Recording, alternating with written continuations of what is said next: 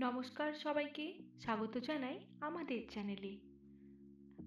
Amsterdam ভ্রমণের পর আমরা বেরিয়ে পড়েছি নেদারল্যান্ডসের একদম উত্তরে অবস্থিত একটি ছোট্ট শহর গ্রনিঙ্গেনের দিকে।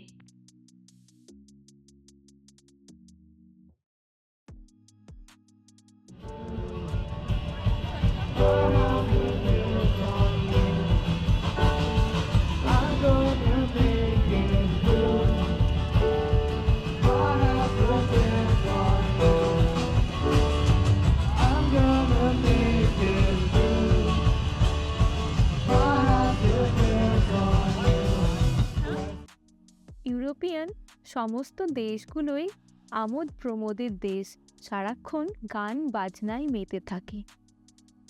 এখন আমরা আমস্টারডাম সেন্ট্রাল স্টেশনের একেবারে সামনে।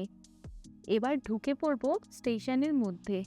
যেহেতু ক্রিসমাসের আগে এসেছি, তাই পুরো শহরটাকেই সুন্দরভাবে ডেকোরেট করা হয়েছে। স্টেশনের ভেতরটাও খুব অপূর্বভাবে সাজিয়েছে। এই ভিডিওতে নেদারল্যান্ডস ভ্রমণের আমি কিছু টিপস দেব। যদি আপনারা পরে এখানে ঘুরতে আসেন, তাহলে কিভাবে লোকাল ট্রান্সপোর্ট ইউজ করবেন সেটা আমি এই ভিডিওতে আপনাদের জানাবো।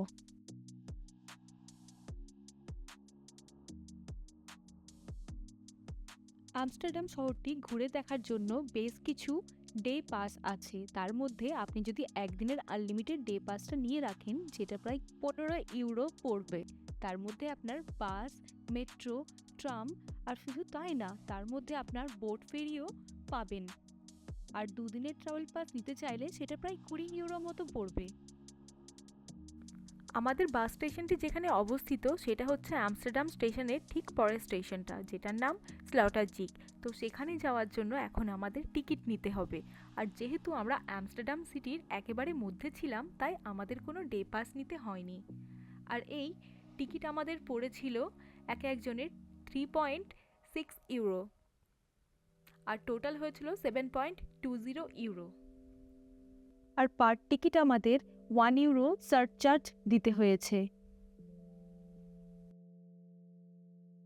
নেদারল্যান্ডসে ট্রান্সপোর্ট ইউজ করার আর একটা ভালো সিস্টেম হচ্ছে, যেটা আমাদের জানা ছিল না। আমরা যদি টিকিট না কাটতাম, তাহলে যে টিকিট চেকিং মেশিনগুলো আছে সেখানে আমরা এটিএম কার্ড বা ডেবিট কার্ড টাচ করেও বেরিয়ে যেতে পারতাম।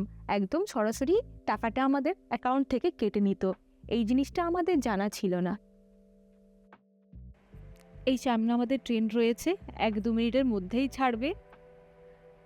তবে এখানকার বেশিরভাগই লোকাল ট্রেনগুলো দোতলা ট্রেন।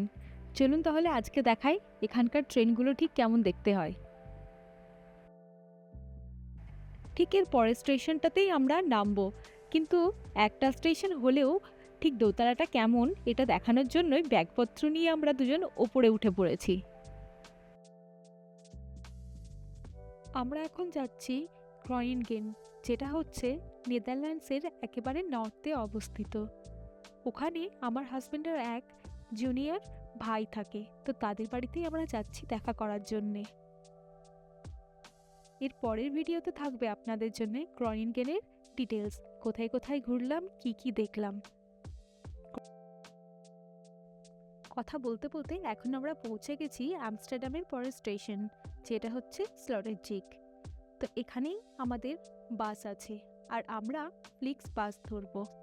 এই বাসটির ভাড়া আমাদের প্রায় 20 ইউরোর কাছাকাছি পড়েছিল, তবে সারা বছর ভাড়া ওঠানামা করে। আপনারা যদি প্ল্যান করে থাকেন আসার জন্যে, তাহলে বলবো চেষ্টা করবেন আগে থেকে টিকিটটা কেটে রাখার। এই স্টেশনের এক সাইডে রয়েছে রিজিয়নাল ট্রেন, তার মানে হচ্ছে যেটা নেদারল্যান্ড কান্ট্রির মধ্যেই ঘোরাফেরা করে যে ট্রেনগুলো। আর এক সাইডে রয়েছে মেট্রো স্টেশন। আর এই স্টেশনের ঠিক নিচে রয়েছে বাস স্ট্যান্ড, যেখান থেকে ফ্রান্স, জার্মানি, বেলজিয়াম আরও অন্যান্য কান্ট্রির বাস ছাড়ে। তবে যত সম্ভবত এই বাস স্ট্যান্ড থেকে ব্লাবলাকার আর ফ্লিক্স বাস ছাড়ে। এই আমাদের বাস চলে এসছে, এখনও ছাড়তে তবে 10-15 মিনিট মতো টাইম আছে। এই যে সবাই লাইনে দাঁড়িয়ে গেছে টিকিট চেক করানোর জন্য আর লাগেজ রাখার জন্যে। আমাদের বাস ছাড়ার টাইম হচ্ছে 5টা, আর আমরা গ্রনিনগেনে পৌঁছবো প্রায় 7টা 20 নাগাদ। 2-2.5 ঘন্টার মধ্যে আমরা পৌঁছে যাব।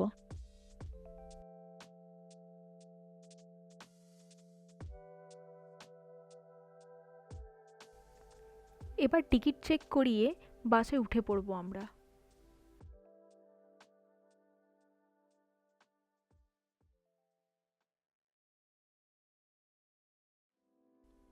এই যে পদ্মাস আমার আগে বাসে উঠে জানলার ধারে সিট পেয়ে খুব আনন্দিত।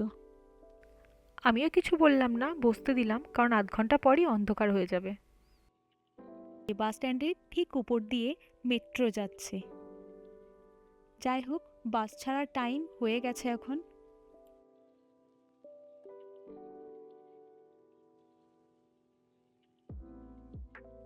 আমস্টারডাম থেকে গ্রনিনগেন যাওয়ার রাস্তাটা তবে খুব সুন্দর। দিনের বেলা হলে দেখাতে পারতাম। মধ্যে দিয়ে রাস্তা আর চারিপাশে জলাভূমি।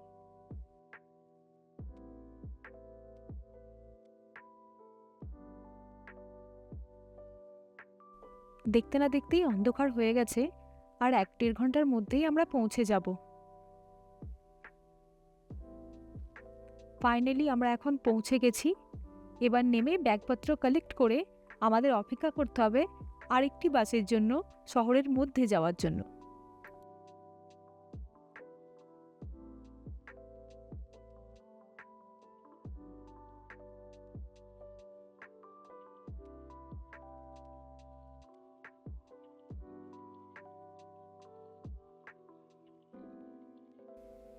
পরের ভিডিওতে থাকবে আমরা গ্রনিনগেনের দিনটি কিভাবে কাটালাম, কি কি দেখলাম, আর থাকবে একটা বিশেষ ইভেন্ট, সিন্টারক্লাসের অ্যারাইভাল, মানে হচ্ছে ডাচ প্রি ক্রিসমাস সেলিব্রেশন।